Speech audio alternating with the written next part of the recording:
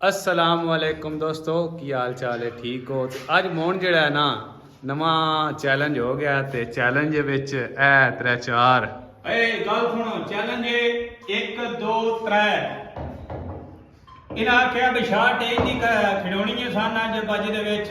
मतलब जेड़ा बंदा पीस 7 नंबरी पा जाएगा उस बंदे 3 शवरमे खवाने ने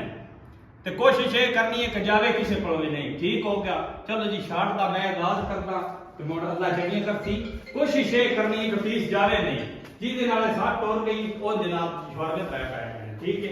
लो जी ए काली है ते ए पीली है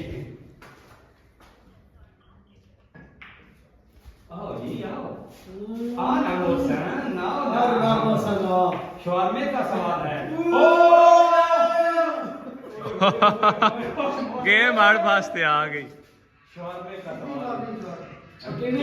बस पीस नहीं जानी चाहिए पॉकेट चो सेंटर वाले च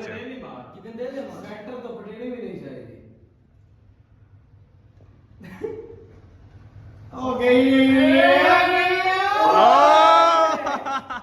दिल की धड़कनें बढ़ती हुई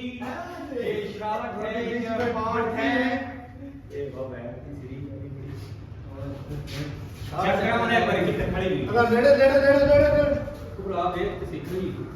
बिल्कुल टच होता गया मामूली ता भी गई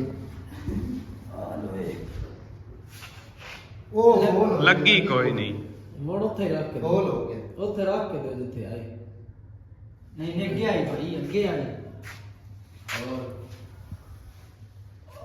इथों ना जने शक्ल ही कोनी बस वाली टच होनी दूजा चांस ले के भी शोखे बने 3 बार में ले आओ